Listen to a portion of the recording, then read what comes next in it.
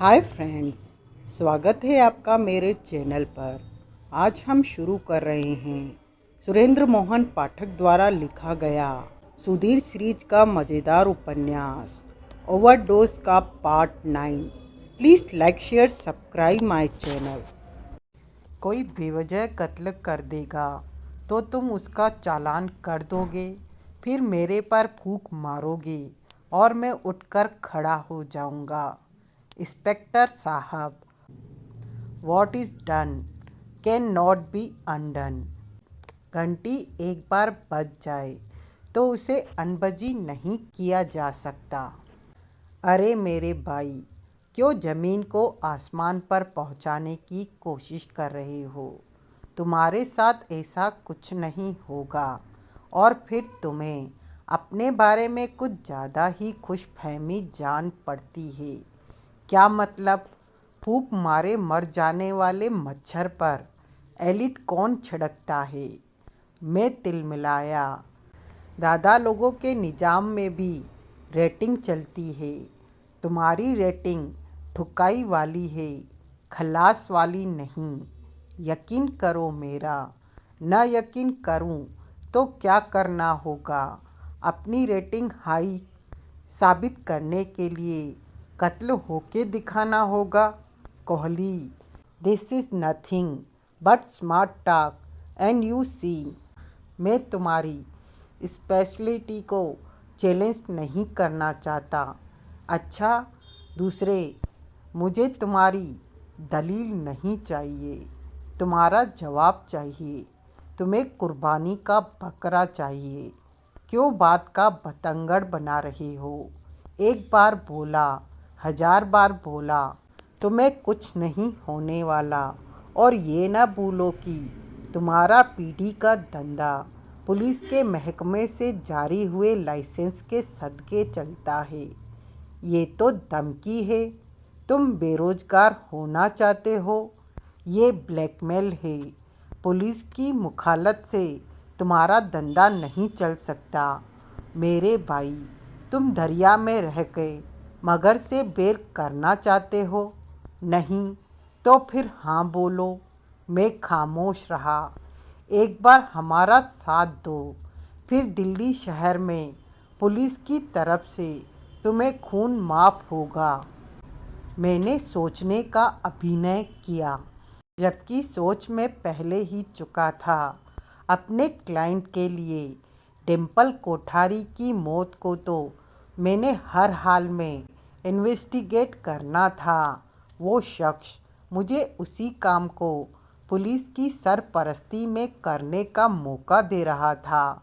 मैंने उस बाबत इंस्पेक्टर यादव को जो पुड़िया दी थी वो तो अब फेल थी, क्योंकि यादव निर्विवाद रूप से जान चुका था कि डिम्पल कोठारी वो लड़की नहीं हो सकती थी जिसकी कि मैं कहता था कि मुझे तलाश थी।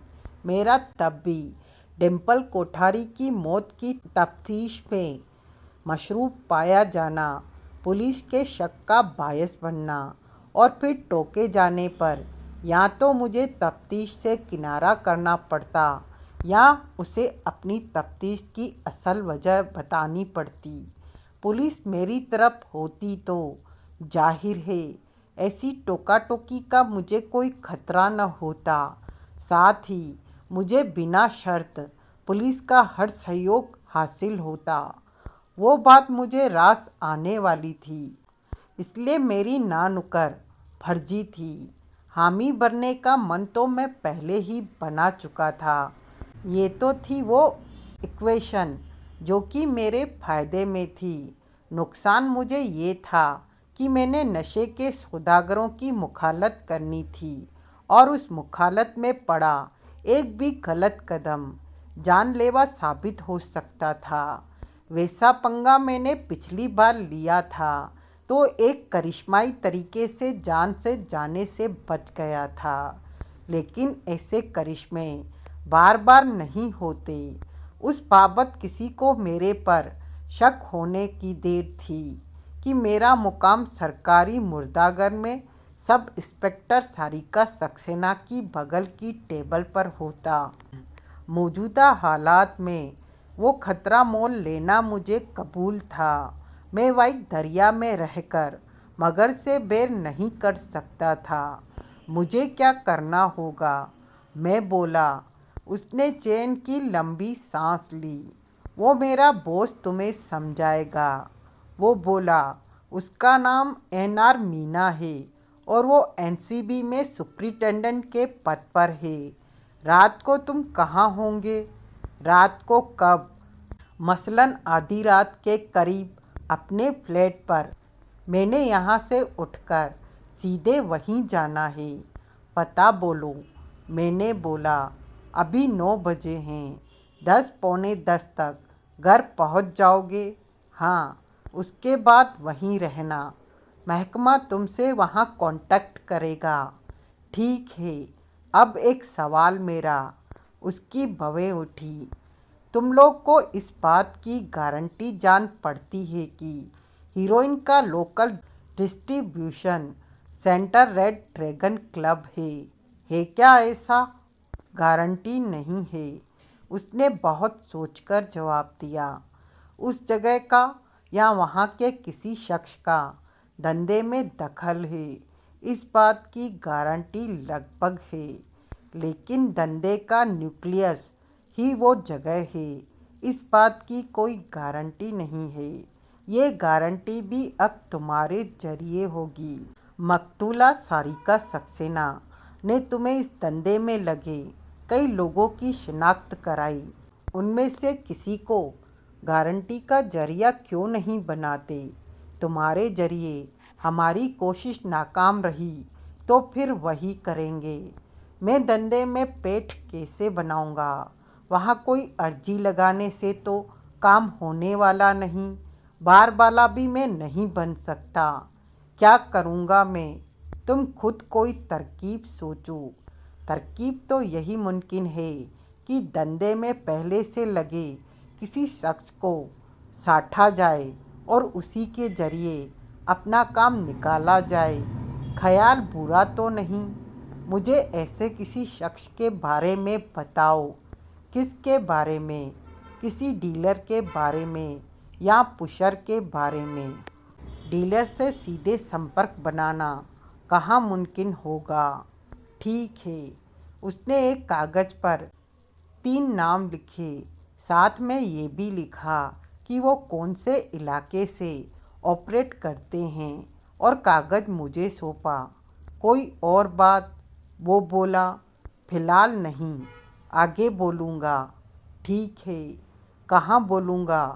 कैसे बोलूँगा? क्या? फिर बात उसकी समझ में आई। ओह! उसने एक विजिटिंग कार्ड निकाल कर मुझे सौंपा। इस पर मोबाइल समेत मेरे तमाम नंबर हैं। वो बोला। किसी पर भी फ़ोन लगाना। Thank you. अब बॉटम अप्स करते हैं। मैंने किया। मेरी हालिया मिल्कियत, मेरा नया फ्लैट भगवान दास रोड पर रूपकिरण नाम की 10 मंजिला इमारत की 5वीं मंजिल पर था। वो फ्लैट मैंने 1/3 डाउन पेमेंट पर और 2/3 की किस्तों पर मुहैया किया था। साथ ही मारुति 800 की जगह नई जैन खरीदी थी, जिसकी वजह से तकरीबन जमा पूंजी चुक गई थी। मुंबई के बाइक के जरिए होने वाली कमाई का सम्मोहन न छोड़ पाने की ये भी एक वजह थी। अपने फ्लैट के प्रवेश द्वार का ताला खोलकर मैं भीतर दाखिल हुआ और स्विच बोर्ड पर से बिजली का एक स्विच ऑन किया।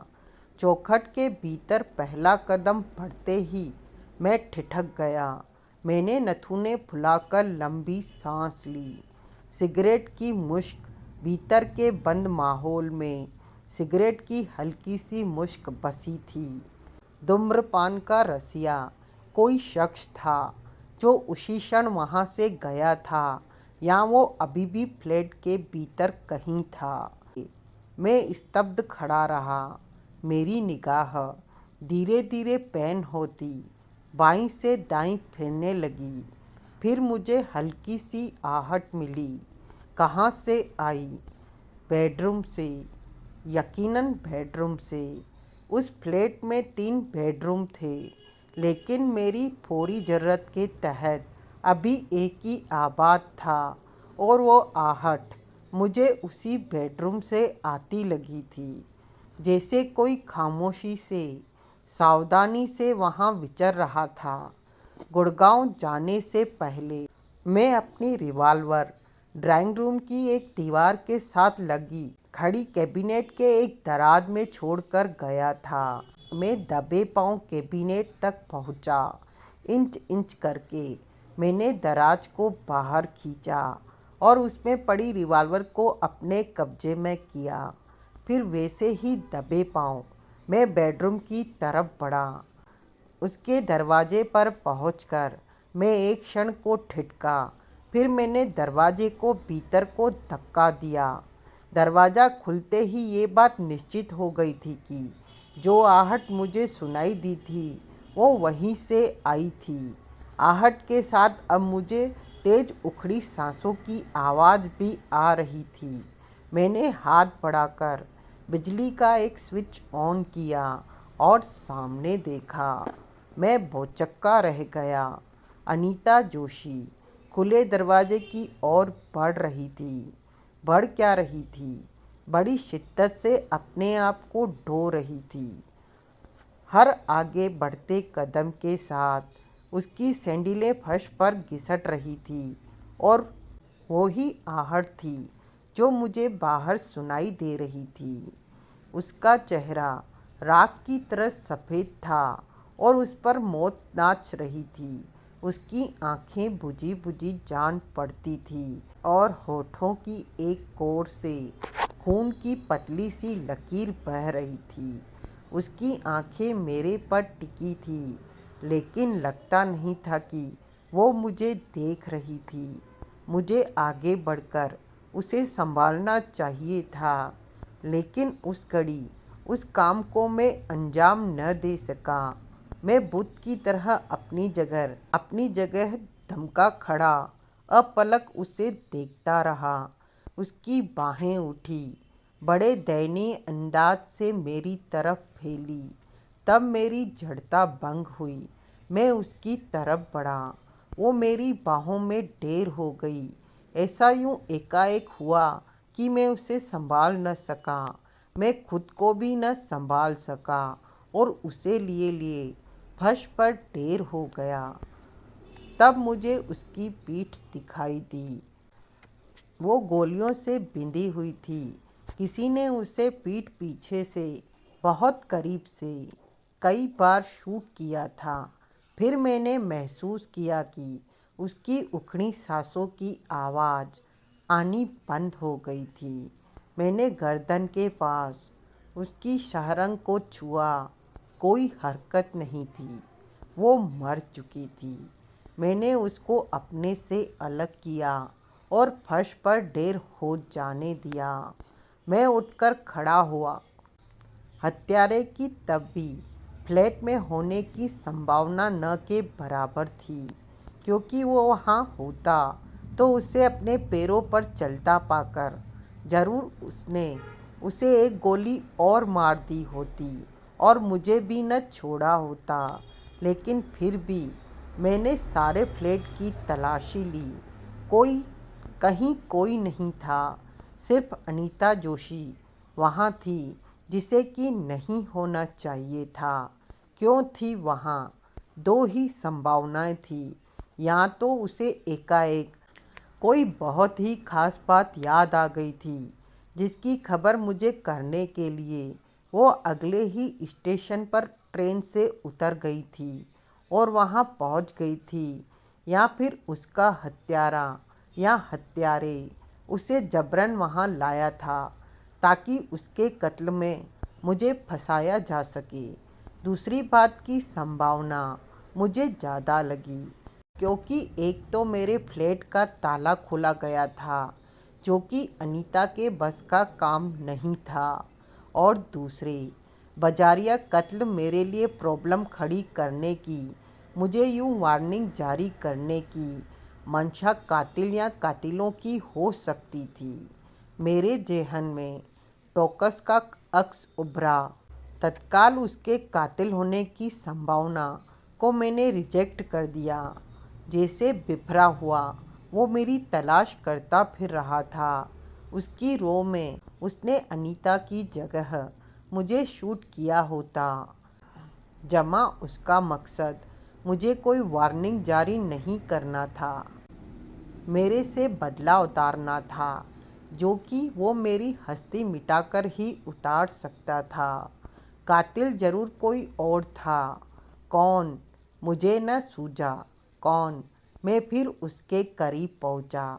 तब मुझे लगा कि उसके दाएं हाथ की मुट्ठी में कुछ था। मैंने झुककर उसका मुआयना किया तो मुझे कागज का एक सिरा मुट्ठी से बाहर झांकता दिखाई दिया। मैंने उसकी मुट्ठी को जबरन उमेटकर खोला और कागज का पुर्जा अपने अधिकार में किया। पुर्जा मुड़ा हुआ था। मैंने उसे खोलकर सीधा किया और उसकी सिलवटें दूर की तो पाया कि वो मामूली कागज का पुर्जा था, जिस पर पेंसिल से लिखे हुए कुछ अंक दर्ज थे।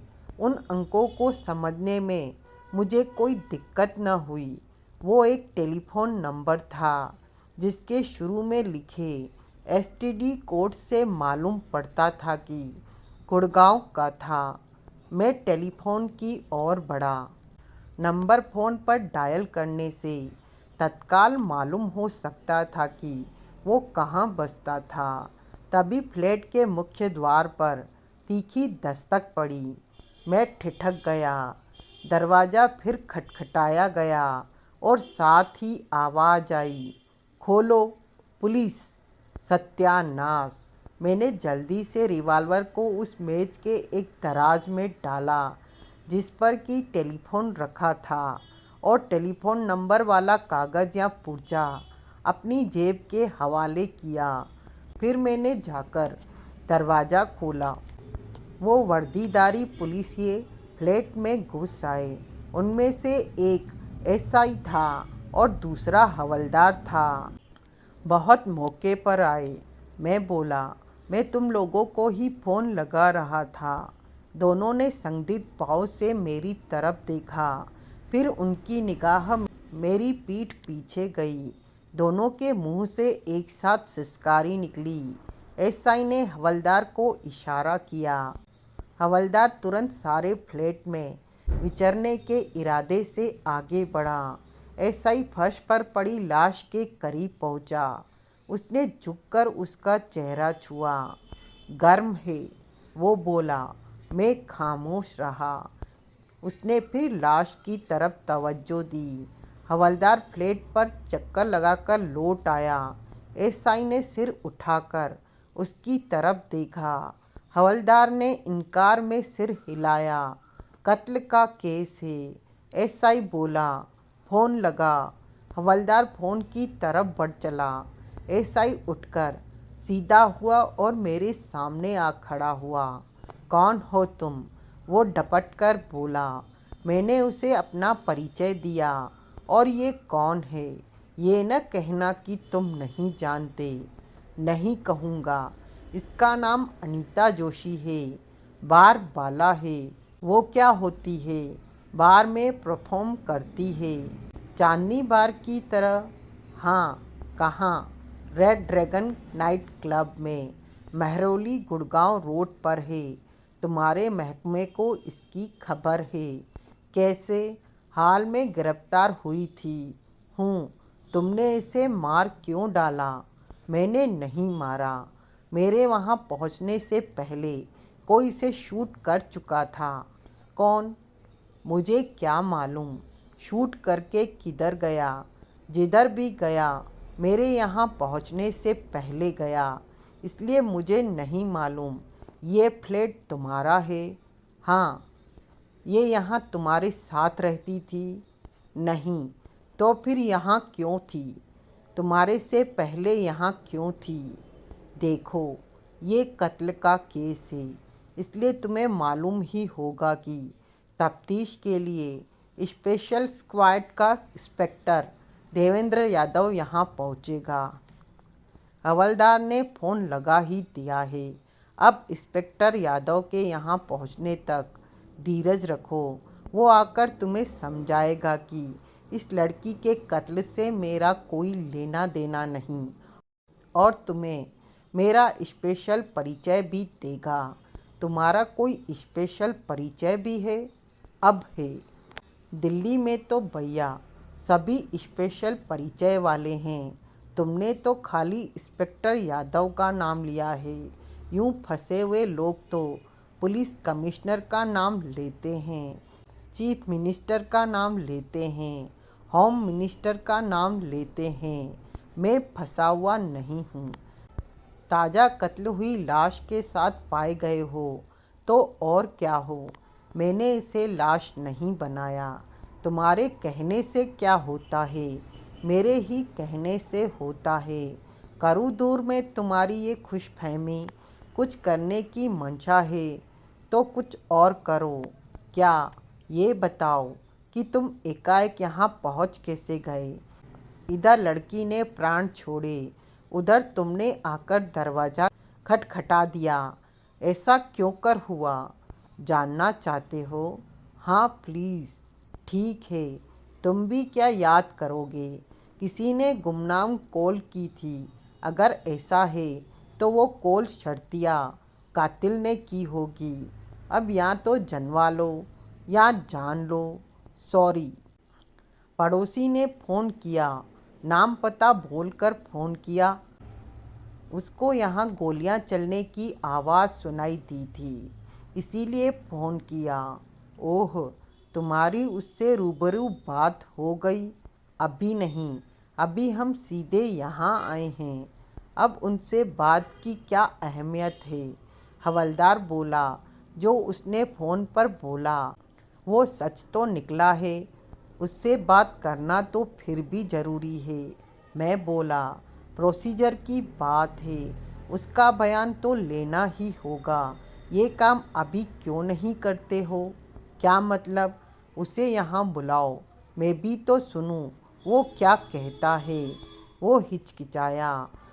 वक्त का सदुपयोग होगा दरोगा जी, वरना यहाँ तो स्पेशल स्क्वाड के इंतज़ार में मक्खियाँ ही मारोगे। उसने सहमति में सिर हिलाया और फिर हवलदार को इशारा किया। हवलदार वहाँ से चला गया। सिगरेट पीने की इजाज़त है? पीछे में बोला। कौन सा? एसआई बोला। डनहिल, अकेले पीने की इजाज़त नहीं है। मैंने पैकेट निकाला, एक सिगरेट उसे दिया, एक खुद लिया और लाइटर से दोनों सिगरेट सुलगाए। उसने तृप्तिपूर्ण भाव से सिगरेट का कश लगाया और बोला, बढ़िया है। कितने का आता है पैकेट? 100 रुपये का। बढ़िया। क्यों किया तुमने ये? मैंने नहीं किया। ठीक है, जवाब है तुम्हारा। अपनी जुबानी अपने जुर्म का इकबाल कौन करता है, लेकिन आखिरकार तो करोगे। चलो कबूल कुछ न करो। ये बताओ, तुम पड़ोसी का बयान क्यों सुनना चाहते हो? क्योंकि मुझे यकीन नहीं कि इतने बड़े फ्लैट में चली गोली की आवाज़ पड़ोस के फ्लैट में सुनी जा सकती थी।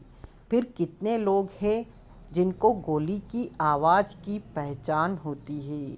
किसी वाहन का इंजन बैकफायर करे तो आवाज़ गोली चलने जैसी लगती है। कोई गुब्बारा फूटे तो आवाज़ गोली चलने जैसी लगती है। और तो और नंगे फर्श पर कोई भारी किताब गिराकर देखो, बिल्कुल गोली चलने वाली आवाज़ होगी।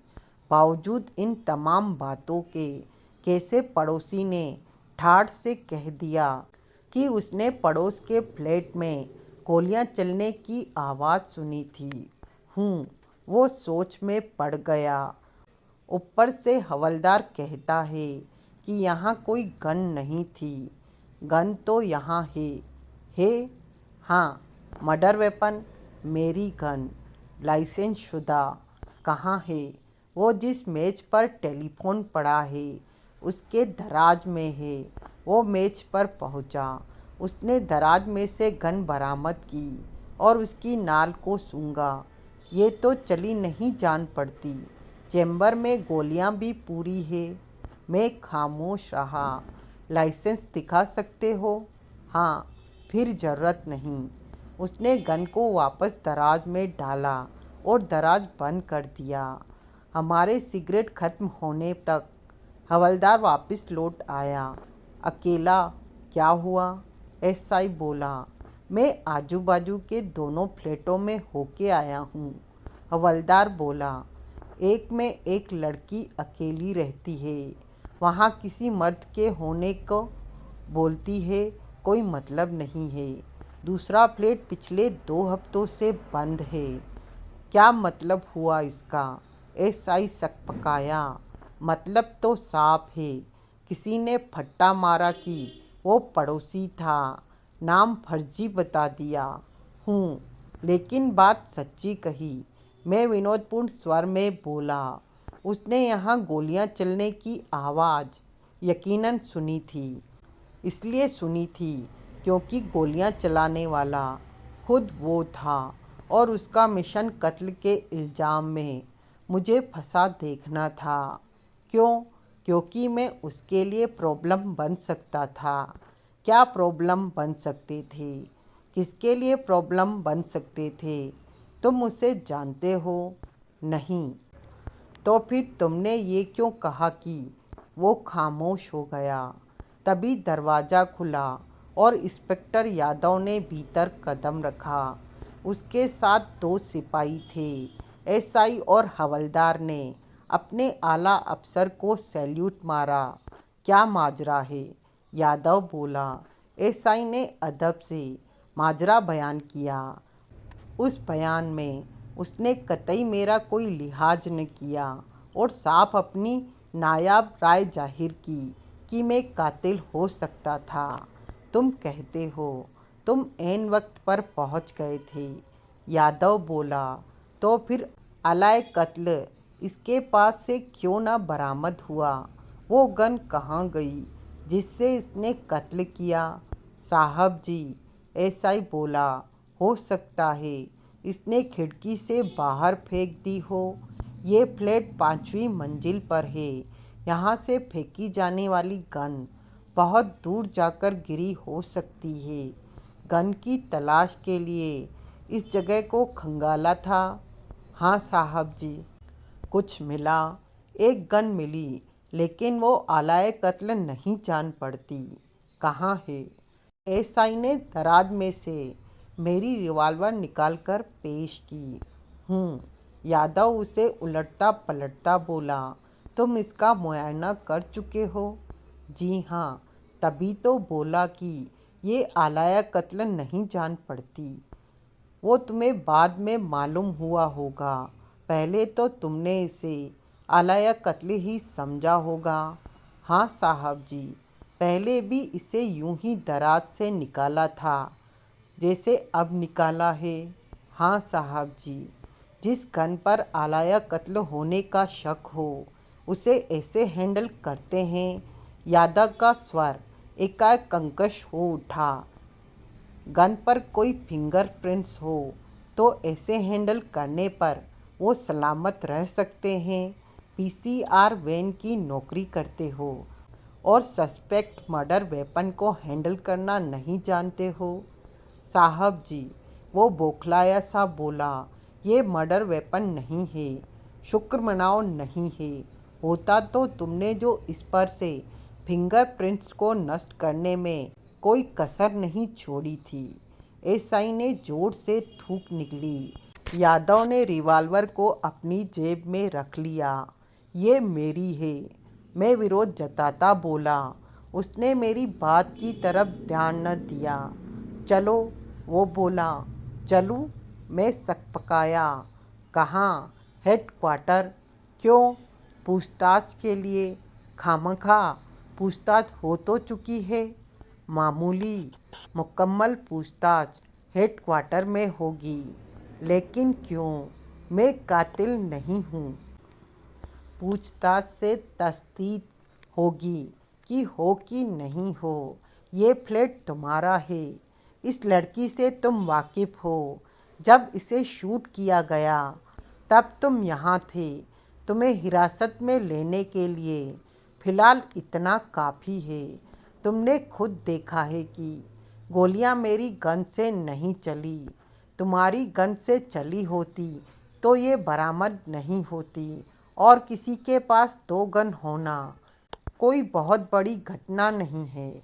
यादव साहब, तुम जानते हो कि नहीं जानता? अब जानूंगा। हेडक्वार्टर में करीब है, खिड़की से दिखाई देता है। मामूली जहमत होगी। चलो, तुम मेरे साथ ऐसे पेश नहीं आ सकते। मैं आ रहा हूँ। मैं पुलिस पर फॉल्स अरेस्ट का मुकदमा करूँगा। करना। मैं तुम पर तुम्हारी जाति हैसियत में अलग से मुकदमा करूँगा, वो भी करना। अब हिलो।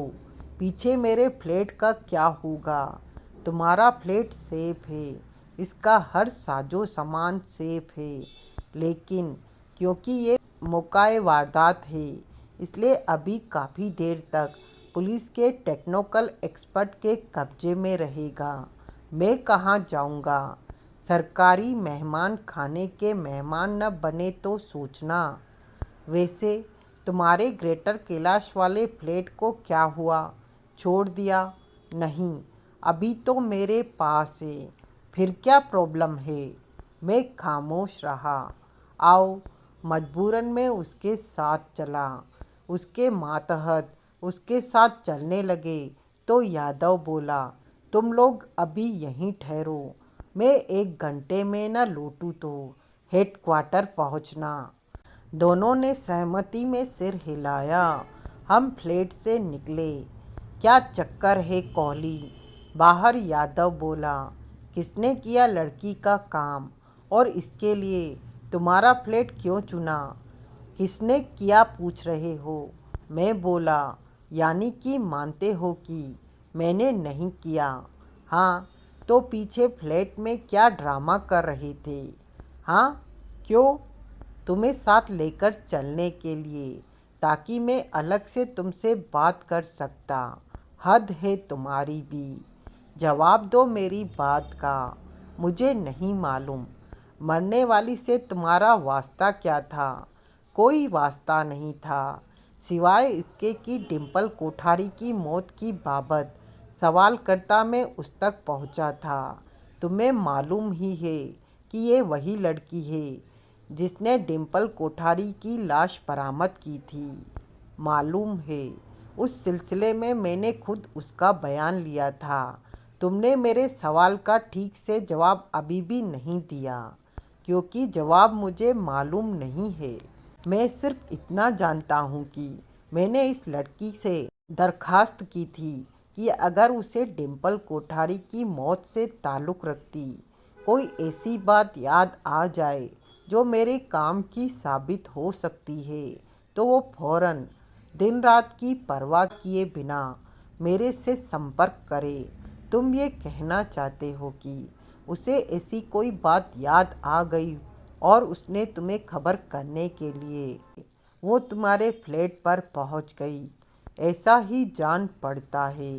और तो उसकी मेरे पास आने की कोई वजह दिखाई देती नहीं।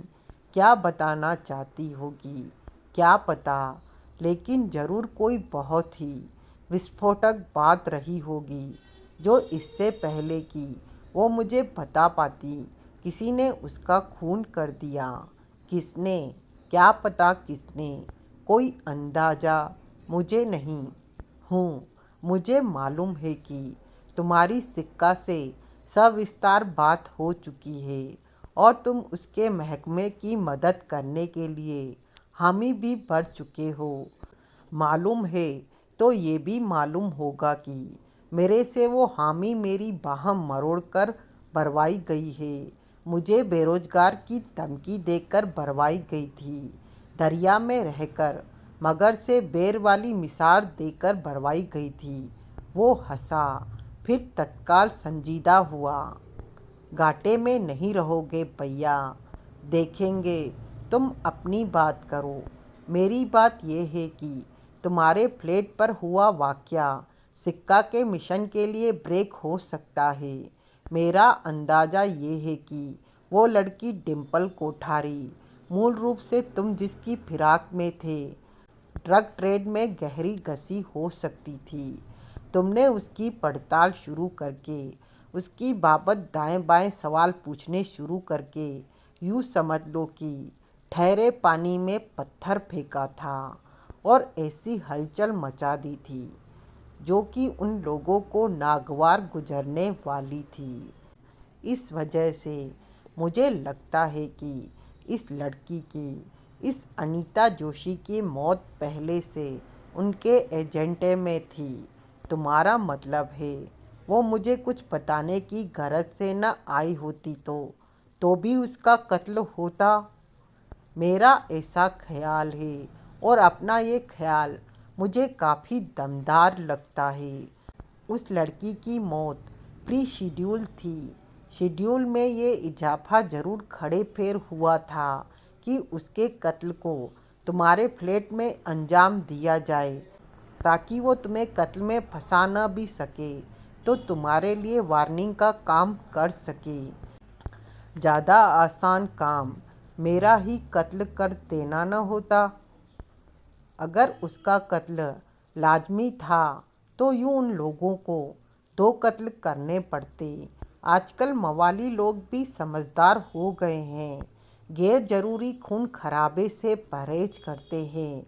लड़की का कत्ल इसलिए ज़रूरी था क्योंकि वो कुछ जानती थी और कत्ल उसका मुंह हमेशा के लिए बंद करने का जरिया था। तुम्हारे कत्ल की इतनी ज़रूरत उन्होंने अभी नहीं महसूस की क्योंकि अभी तुम ऐसा कुछ नहीं जानते जो उनके लिए खतरनाक साबित हो सकता हो। इसलिए लाश तुम्हारे मत्थे मड़कर तुम्हारे लिए वार्निंग छोड़ी कि तुम्हारी भलाई किसी और तरफ का रुख करने में थी। हो सकता है। आओ मैं उसके साथ चलता। लिफ्ट के सामने पहुंचा। दोनों लिफ्टों में से कोई भी उस वक्त उस फ्लोर पर मौजूद नहीं थी, लेकिन उसने कॉल बटन दबाने की कोशिश न की। उसने अपनी जेब में हाथ डालकर मेरी गन निकाली और उसे मुझे सौंप दिया। मैंने हैरानी से उसकी तरफ देखा। तुमने फरार होना है, वो बोला। क्या? मैं अचकचाकर बोला। तुम्हारे पास 2 मिनट है। 2 मिनट बाद मैं हल्ला कर दूंगा। उससे होगा क्या अभी ठीक से नहीं मालूम, और कुछ नहीं होगा तो इतना ज़रूर स्थापित होगा कि तुम्हारी महकमे से कोई मिली भगत नहीं है। फिर हो सकता है तुम्हें वही लोग पनाह देना चाहें जिन पर तुम्हें थोपने की इंस्पेक्टर सिक्का की योजना है। फिर ये समझना कि ये काम सिक्का के काम के लिए शॉर्टकट बना। मैं फरार और फिर शहर की सारी पुलिस मेरे पीछे। ऐसा कुछ नहीं होगा। फरार मुजरिम को कोई पुलिस वाला शूट कर दे तो उसे शाबाशी मिलती है। बोला ना, ऐसा कुछ नहीं होगा। और फिर तुम्हारे पास चॉइस कहाँ है? मतलब पीछे जो सेटअप पाया गया है उसमें तुम्हारी गिरफ्तारी, तुम्हारी फजीयत लाजमी है। क्यों लाजमी है? सिक्का तो मुझे खून माफ बताता था। कहाँ से होगा खून माफ? तुम तो मुझे वो खून माफ करके नहीं दिखाई देते जो कि तुम जानते हो कि मैंने नहीं किया है। सहयोग करोगे तो ऐसा होगा न कोहली। इस वक्त जो मैं तुम्हें कह रहा हूँ वो उस सहयोग का ही हिस्सा है। मुझे नहीं जच रहा ये सिलसिला। मैं शर्तिया किसी पुलिसिया की गोली खा जाऊंगा। बोला ना, ऐसा कुछ नहीं होगा। मेरे फ्लैट पर सिक्का के बॉस सुप्रिटेंडेंट AR मीना से आधी रात को मीटिंग फिक्स है। उसे अब कैंसिल समझो। वो मीटिंग अब मुमकिन नहीं क्योंकि अब तुम्हारे फ्लैट पर मौजूदगी मुमकिन नहीं हूँ। तुम मीटिंग को कैंसिल नहीं, मुलतवी समझो। मीटिंग की जगह और नए टाइम की खबर तुम्हें मिल जाएगी। कैसे? मुझे फ़ोन करना। ठीक है, अब तैयार तैयार, मरता क्या न करता की तर्ज पर तैयार। टाइम लिमिट का ख्याल रखना। 2 मिनट। हाँ, कब से? अभी से। सीढ़ियों से भागो। मैंने आदेश का पालन किया। 1.5 मिनट में मैं हवा की तरह 5 मंजिल सीढ़ियाँ उतर गया। बाकी का आधा मिनट मैंने जैन में सवार होने में और वहाँ से कूच करने में लगाया। अपनी अस्थायी शरण स्थली मैंने होटल हयात को बनाया, जो कि बड़े लोगों का बड़ा 5 स्टार डिलक्स होटल था और जिसकी बाबत मैं उम्मीद ही कर सकता था कि वो किसी फरार मुजरिम की औकात से बाहर समझा जाता। वहाँ पहुँचने से पहले एक मुख्तसर सा 5 मिनट का पड़ाव मैंने अपने ग्रेटर कैलाश वाले पुराने फ्लैट पर डाला था, जहाँ से मैंने एक सूटकेस और कुछ कपड़े कलेक्ट किए थे। मेरा एस्केप क्योंकि स्पॉन्सर था, इसलिए मुझे उम्मीद थी कि पुलिस उस बाबत कोई विस्तृत रिपोर्ट रिलीज़ नहीं करने वाली थी। फिर भी मैंने इंस्पेक्टर यादव को वापस कॉल करके ताकीद की थी कि पुलिस मेरी बाबत जो खबर रिलीज करे उसके साथ मेरी तस्वीर हरगिज़ न हो। मैं पहले 2 बार गिरफ्तार असली गिरफ्तार हो चुका था, इसलिए पुलिस के रिकॉर्ड में मेरी तस्वीर उपलब्ध थी।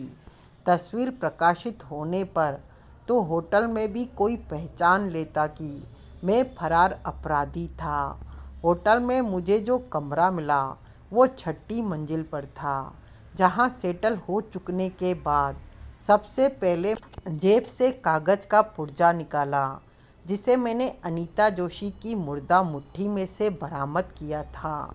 फिर पुर्जे पर दर्ज नंबर डायल किया। घंटी बजने लगी। आज की कहानी बस यहीं तक। आगे की कहानी को जानने के लिए बने रहें मेरे साथ। अगर यह नावल आपको अच्छा लगा हो तो please like share subscribe my channel.